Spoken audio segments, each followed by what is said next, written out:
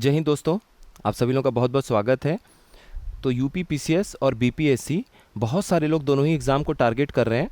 तो सबसे पहले हम लोग ट्रेंड एनालिसिस से शुरू करेंगे। एक ही वीडियो में सब कुछ नहीं कवर करने की कोशिश करेंगे, वरना बहुत ज़्यादा हो जाता है और क्लियर नहीं हो पाती है चीज़ें।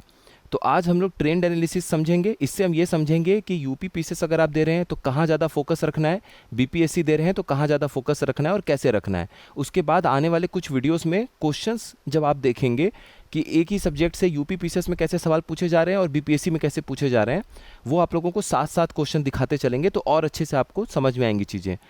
तो ट्रेंड एनालिसिस स्टार्ट करते हैं। देखिए, सुविधा के लिए जो रेड पेन से लिखा हुआ है ये आपका यूपी पीएससी में आए हुए सवाल हैं। तो 2023, 2022, यहाँ से हम 2018 तक पिछले 6 सालों का एनालिसिस करेंगे। और उसके नीचे ये जो आप ग्रीन पेन से लिखा हुआ देख रहे हैं, ये सारी चीज़ें, तो ये सब आपका बीपीएससी में पूछा गया है। तो उनका एग्ज़ाम ऐसे होता है 69, 68, 67, 66, इस तरीके से उनका एग्ज़ाम हुआ है। तो 64 तक जो 2018 में हुआ था वो हम बीपीएससी के लिए देखेंगे और 2023 से 2018 यूपी पीसीएस के लिए। सबसे पहले देखिए, आप हिस्ट्री पे ध्यान दीजिए, ठीक है।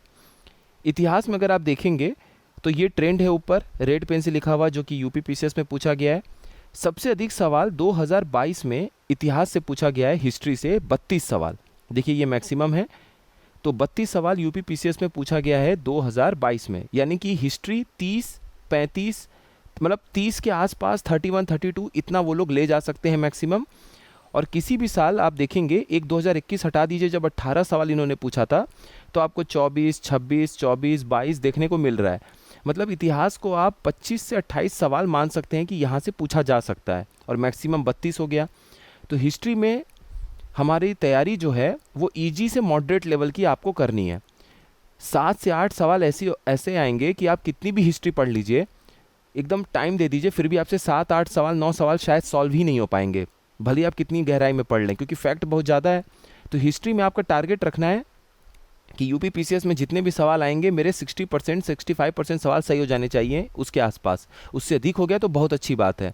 तो अगर मान लीजिए 24 सवाल पूछा जा रहा है, तो 24 का अगर आप 30% हटा दें या 1/3 हटा दें आप, तो आपको लगभग 16, 17, 18 सवाल आपके ठीक हो जाने चाहिए। अगर आप 16, 17 सवाल भी सही कर ले जाते हैं तो आप मान के चलिए कि आपकी हिस्ट्री बहुत अच्छी है। अगर आपने 24 सवाल पूछे गए हैं, अगर 32 सवाल पूछे गए हैं, तो 22-23 सवाल, 21-22 सवाल आपके ठीक हो जाने चाहिए।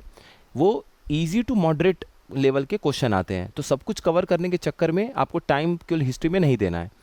अब बात करें अगर हम लोग बीपीएससी की, तो बीपीएससी में भी मैक्सिमम 30 2018 में और 2022 में 30 सवाल पूछे गए। तो इनका भी रेंज वही है। बाकी आप एवरेज देख रहे हैं, तो हिस्ट्री, बीपीएससी और यूपी पीसीएस दोनों के लिए एक जैसा है। तो हिस्ट्री पढ़ने का फ़ायदा आपको दोनों ही जगह होगा। आगे हम लोग ये देखेंगे कि हिस्ट्री को किस पे ज़्यादा फोकस करना है। उसके बाद आप ज्योग्राफी देखिए, भूगोल। भूगोल सबसे अधिक आप देखेंगे तवज्जो दे रहा है, प्रेफरेंस दे रहा है यूपी पीसीएस। 24 सवाल पिछले साल पूछे गए हैं 2023 में, हाईएस्ट हैं। और एक बार 2019 में 24 सवाल पूछा गया, एक बार 2018 में भी 24 सवाल पूछा गया। मिनिमम 15 सवाल है। तो अब ध्यान ये दीजिए कि जिस साल हिस्ट्री इन्होंने 32 पूछा मैक्सिमम, उसी साल ज्योग्राफी, भूगोल इन्होंने 15 पूछा। यानी आप हिस्ट्री और ज्योग्राफी को किसी भी हालत में नहीं छोड़ सकते हैं। अगर आप दोनों को मिलाकर देखिए यूपी पीसीएस में, तो 2023 में 24 और 24 48, यानी कि 48 सवाल 2023 में पूछे गए। अगर आप 2022 में देखेंगे तो 47 सवाल पूछे गए।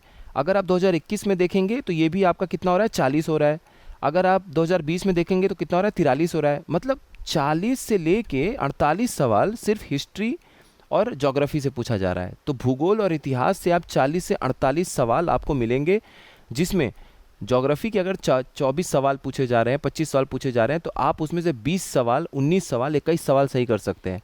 सिर्फ उन क्वेश्चंस को एकदम हटा दीजिए जो इतना ज़्यादा फैक्ट पूछ दिया गया है जनजातीय के बारे में, या फिर किसी पहाड़ के बारे में, या फिर किसी झील के बारे में जो आपने कभी सुना ही ना हो, तो भी आप 20-21 सवाल ज्योग्राफी से कर सकते हैं। तो ज्योग्राफी पे आपको सबसे अधिक फोकस करना है, वहाँ से आप 80 से 90% सवाल सही कर सकते हैं। और इतिहास में आपका टारगेट होना चाहिए कि मुझे 60-65% क्वेश्चन सही करना है। उसके ऊपर अगर आप कर दिए, मान लीजिए हिस्ट्री मॉडरेट लेवल की पूछी गई है, तब कोई टेंशन नहीं है। तो 40 से 48 सवाल यूपी पीसीएस में है। और अगर आप बात करेंगे बीपीएससी में, तो मान लीजिए किसी साल 28 सवाल है, पिछले साल तो 19 पूछ लिया इन्होंने यूपी ज्योग्राफी से। उसके बाद आप देख रहे हैं लगभग इनका भी वही रेशियो है, 30-10 40, 27-13 40, 25 10 35। तो ज्योग्राफी में अगर आप यूपी पीसीएस में फोकस कर ले गए, यूपी पीसीएस को टारगेट करके पढ़ रहे हैं, तो आपको बिहार के लिए टेंशन नहीं लेना है।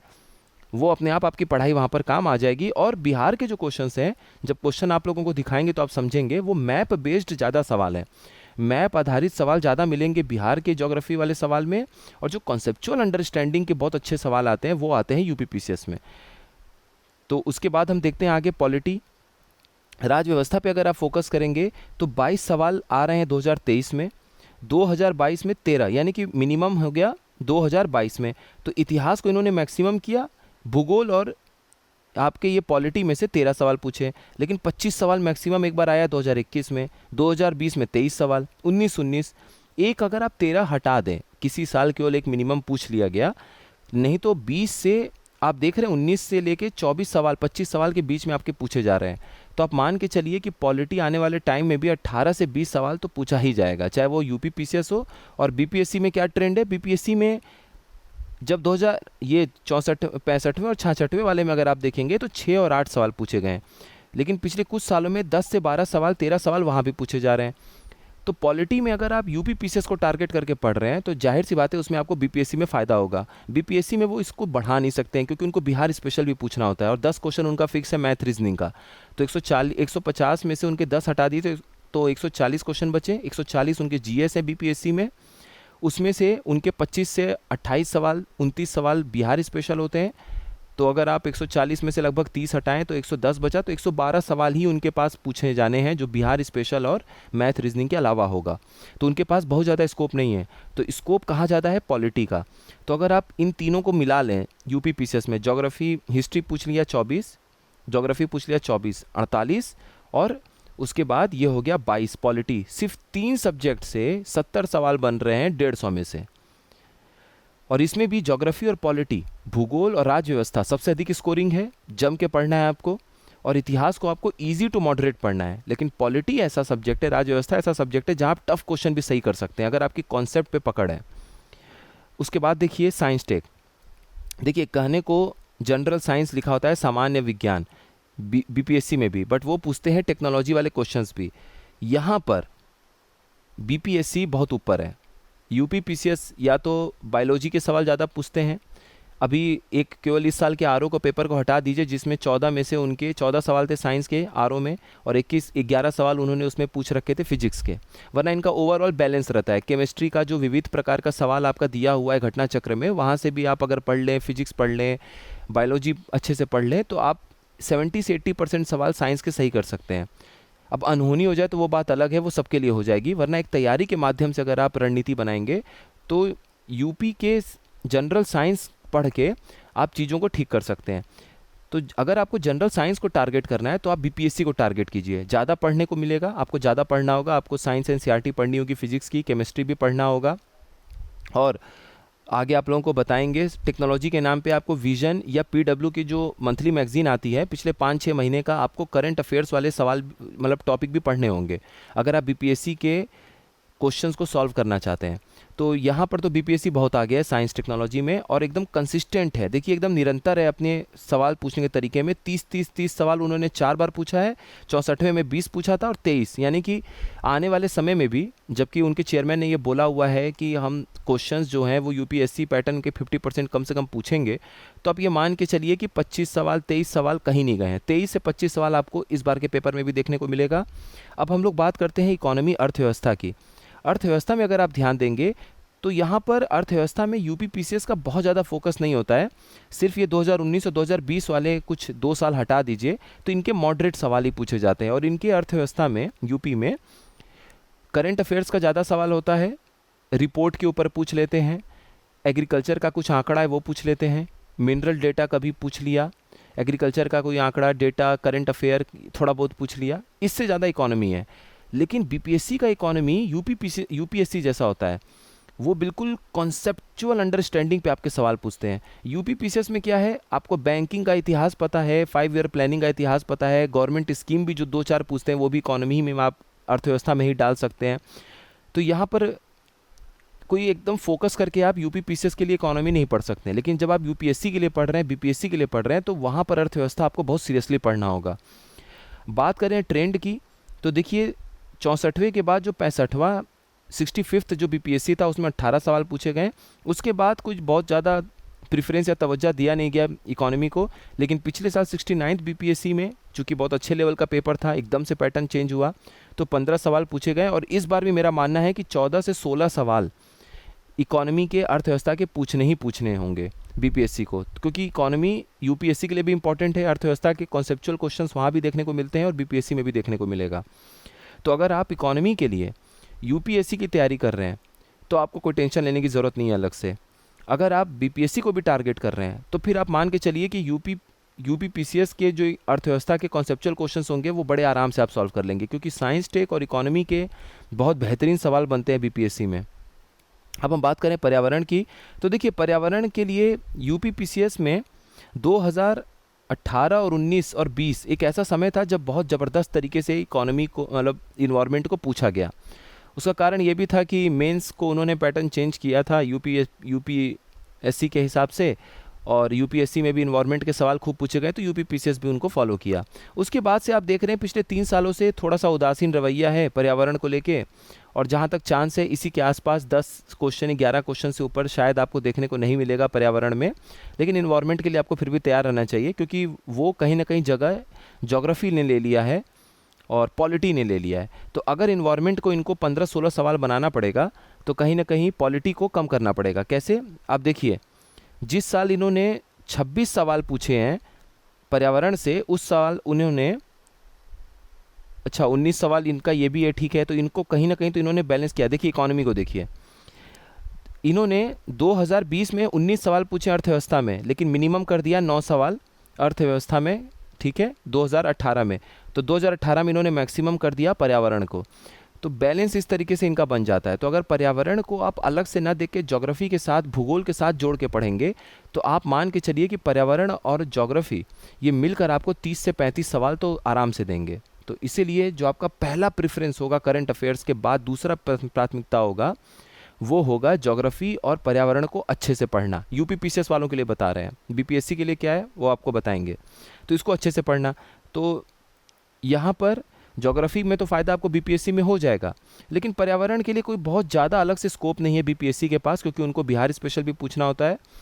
तो जब आपको बिहार के लिए सिर्फ समय मिले तो उस समय आप ज्योग्राफी जो और इन्वायरमेंट जो यूपी पीसीएस के लिए पढ़े हैं उतना काफ़ी है। आप अपना फोकस बिहार स्पेशल पे दे दीजिएगा। फिर आप पर्यावरण लेके मत बैठिएगा एग्ज़ाम के 12-13 दिन पहले। अर्थव्यवस्था लेके बैठ जाइएगा, क्योंकि वो पूछा जा सकता है। तो यहाँ पर आपका फोकस सिर्फ यूपी पीसीएस होना चाहिए। जब बात आएगी पर्यावरण की, उन्हीं के सवाल लगाइए, यूपीएससी के कुछ सवाल लगाइए, वहाँ पर आपको ज़्यादा फायदा होगा। बीपीएससी में आपको पर्यावरण पढ़ने का बहुत फ़ायदा नहीं होगा। करंट अफेयर्स की बात करें तो कहने को तो करंट अफेयर्स दोनों में लगभग एक जैसा ही ट्रेंड देखने को मिला है। ये है आपका 66 बीपीएससी, 37 सवाल मैक्सिमम ये पहुँचे हैं। उसके बाद ये 68वें बीपीएससी में 35 सवाल भी पहुँचे हैं, लेकिन लगभग 26, 27, 29, 30, 35, 37 मतलब 30 से 35 सवाल आप मान के चलिए कि करंट अफेयर्स आपको देखने को मिलेगा। यूपी पीसीएस की बात करें तो जो 2022 वाला साल था उसमें आपको करंट अफेयर्स जम के देखने को मिला। पिछले साल थोड़ा सा करंट अफेयर्स कम इसलिए हुआ क्योंकि इन्होंने देखिए 25 सवाल करंट अफेयर्स में पूछे, तो इन्होंने 24 सवाल ज्योग्राफी और 22 सवाल पॉलिटी और 24 सवाल हिस्ट्री से पूछे। तो 70 सवाल तो इन्होंने सिर्फ 3 सब्जेक्ट से पूछ लिए। उसके बाद अर्थव्यवस्था 12 है, साइंस 12 है, तो 100 सवाल ऐसे ही हो गए। तो जाहिर सी बात है कि करंट अफेयर्स ही सब कुछ पूछेंगे नहीं ये लोग।